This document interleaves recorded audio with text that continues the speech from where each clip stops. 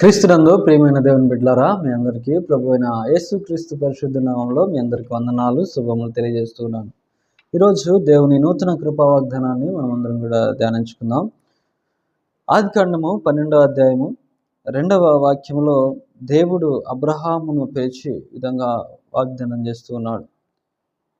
నిన్ను గొప్ప జనముగా చేసి నిన్ను ఆశీర్వదించి నీ నామమును గొప్ప చేయుదును, నీవు ఆశీర్వాదముగా నుండువు.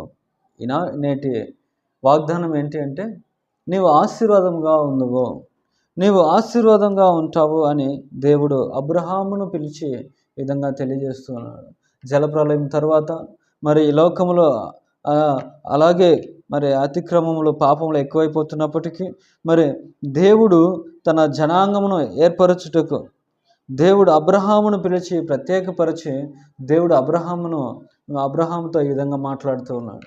ఆయన అంటున్నటువంటి మాటలు నిజంగా ప్రియమైన దేవుని బిడ్డలారా, నిన్ను గొప్ప జనముగా చేసి నిన్ను ఆశీర్వదించి నీ నామమును గొప్ప చేయుదును, నీవు ఆశీర్వాదంగా ఉంటావు అంటున్నాడు. నిజమైన ఆశీర్వాదం ఏంటి అనేది ఉదయకాల సమయంలో దేవుడు మనకు తెలియజేయాలని ఆయన ఇష్టపడుతూ ఉన్నాడండి. నిజమైన ఆశీర్వాదం బంగ్లాలు ఉండడం కాదండి. నిజమైన ఆశీర్వాదం ఏంటంటే మంచి మంచి కార్లు ఉండడం కాదు, మంచి బంగ్లాలు ఉండడం కాదు. నిజమైన ఆశీర్వాదం అంటే ఏంటంటే, నీవు దేవుని పరిచర్యకు సహాయంగా ఉండడమే నిజమైన ఆశీర్వాదం. లేఖనాల్లో మీరు ధ్యానించినట్లయితే ద్వితీయోపదేశ కాండము 14వ అధ్యాయం 22 నుంచి 26 వచనాలు మీరు చదివితే అక్కడ పరిచర్యకు సహకారంగా ఉన్నవారు ఆశీర్వాదంగా ఉన్నవారు అని మనము క్లియర్గా తెలుసుకోవచ్చండి. ఈరోజు నీకు సరైన ఇల్లు లేదే, మరి సరైనటువంటి వాహనాలు లేవు, మరి ఆభరణాలు లేవని నువ్వు ఆశీర్వాదం లేదు అని నువ్వు సమసిల్లిపోవద్దు. నిజమైన ఆశీర్వాదం ఏంటంటే దేవుని పరిచర్యకు నువ్వు సహకారముగా ఉండడం, నువ్వు దేవుని యొక్క పరిచర్యలో ఉండడమే నిజమైన ఆశీర్వాదం. ఈరోజు అనేక మంది కోట్లు సంపాదించి కూడా దేవుణ్ణి సొంత రక్షకునిగా అంగీకరించకుండా మరణించి మరి ఈ లోకయాత్రను ముగించుకొని పాతాళానికి వెళ్ళిపోతున్నారు. మనమైతే మనకి ఏది లేకపోయినా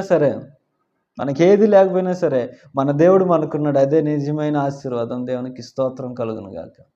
అవునండి, ఈరోజు దేవుని పరిచర్యకు సహకారంగా మనం ఉండడమే నిజమైన ఆశీర్వాదము. అలాగే దేవుని బిడ్డలారా, నీ ద్వారా నిస్సహాయకులు సహాయము పొందుకోవడమే అది కూడా ఒక గొప్ప ఆశీర్వాదము. అవునండి, నీ ద్వారా ఎవరైతే సహాయకరంగా ఉంటున్నారో, మరి నిస్సహాయకులుగా ఉంటున్నారో వారికి నీ ద్వారా ఏదన్నా సహాయం నువ్వు చేస్తే నిజంగా నువ్వు ఆశీర్వాదంగా ఉన్నావు అనేదానికి అదొక ఉదాహరణగా కూడా ఉంటూ ఉన్నది. నీ దగ్గర అనేకమైన డబ్బులు పెట్టుకొని ఎవరికి ఎప్పుడు చేయిచాచి ఇవ్వకుండా సహాయం చేయకుండా ఉంటే నువ్వు నిజమైనటువంటి పేదవాడివి నీకంటే ఎవరు ఉండరు. అయితే నీకున్న దాంట్లోనే నిస్సహాయకులకి ఎవరైతే సహాయం పొందుకోవడానికి అర్హత కలిగి ఉంటున్నారో వారికి నువ్వు సహాయం చేస్తే నువ్వు నిజంగా ఆశీర్వాదకరంగా నువ్వు ఉన్నట్టు. అది దేవుని యొక్క వాక్యము మీరు గమనించండి. ద్వితీయోపదేశ కాండంలో 15వ అధ్యాయం 14వ వచనంలో, అలాగే ద్వితీయోపదేశ కాండం 24వ అధ్యాయం 19వ వాక్యంలో కూడా మీరు చదివితే అక్కడ నిస్సహాయకులకు పేదవారికి మనము సహాయం చేయాలని దేవుని లేఖనాలు తెలియజేస్తూ ఉన్నాయి. అలాగే దేవుని బిడ్డలారా, నీ ద్వారా అపరిశుద్ధులు ఈ లోకానుసారంగా జీవించేవారు పరిశుద్ధులుగా మారడం కూడా ఒక ఆశీర్వాదం, అది ఒక గొప్ప ధన్యత అండి. అవునండి, ఈ లోకంలో అనేకమైనటువంటి పాపముల చేత అతిక్రమముల చేత కొట్టబడి చంపబడుతూ మరి వారు ఇంకనూ ఆ లోకంలోనే పాప లోకంలోనే జీవిస్తున్న వారిని నువ్వు నిజమైనటువంటి సువర్తమానమును వారికి తెలియజేసి పరిశుద్ధులుగా మార్చడమే నిజమైన ఆశీర్వాదం. నిజమైన ఆశీర్వాదం ఇవండి. నీ కుటుంబంలో మరి నీది పూరి గుడిసైనా సరే నువ్వు దేవుణ్ణి కలిగి ఉండి నిస్సహాయకులకు సహాయం చేస్తూ అపరిశుద్ధులను పరిశుద్ధులుగా మారుస్తున్నావు అంటే నీ అంత గొప్ప ధనవంతుడు ఆశీర్వాదవంతుడు ఈ లోకంలో లేడు. నువ్వైతే ఎలా ఉండాలంటే దేవుని పరిచర్యలో సహకారంగా ఉండాలి. నువ్వు నిస్సహాయకులకు సహాయకురాలుగా మీరు ఉండాలి. మూడవదిగా అపరిశుద్ధులను పరిశుద్ధులుగా చేయాలి. అంటే ఈ లోకానుసారంగా జీవిస్తున్న వారికి దేవుని యొక్క మాటలు చెప్పి యేసుక్రీస్తుని సొంత రక్షకునిగా అంగీకరించండి, మీరు పరలోక రాజ్యంలో నిరంతరం ఉంటారు, ఆయనే నిజమైన దేవుడు అని చెప్పి వారిని ఆ పాపం నుంచి విమోచించి దేవుని యొక్క మార్గంలోనికి నడిపిస్తే నీవే నిజంగా ఆశీర్వదించబడినటువంటి వ్యక్తివి. అవునండి. అబ్రహాం గారు మరి ఎందుకు ఆశీర్వదించబడ్డారంటే ఆయన దేవుడు పిలిచిన తర్వాత దేవుని కొరకు ఏ కార్యం చేయడానికి కూడా ఆయన వెనకాడలేదు. విశ్వాసములో మరి ఉన్నాడు, విశ్వాసంలో నమ్మకంగా ఉన్నాడు, దేవుని పరిచర్యలో ఉన్నాడు, నిస్సహాయకులకు సహకారిగా ఉన్నాడు, అపరిశుద్ధులను మరి దేవుని యొక్క వాక్యం చెప్తూ అనేక చోట్ల మరి దేవుని కొరకు వాళ్ళని నడిపించినటువంటి వ్యక్తిగా ఉన్నాడు కనుక దేవుడు అతన్ని ఆశీర్వదించాడు. నేటికి మనము అబ్రహాము సంతానంగా పిలువబడుతున్నాం. అలాగే యేసుక్రీస్తు ప్రభువారు కూడా అబ్రహాము కుమారుడిగా ఈ లోకంలో జన్మించినట్లు మనం చూస్తున్నాం. కాబట్టి నువ్వు ఆశీర్వాదకరంగా ఉండాలి అంటే మూడు సింపుల్ పాయింట్స్, మూడు మాటలు.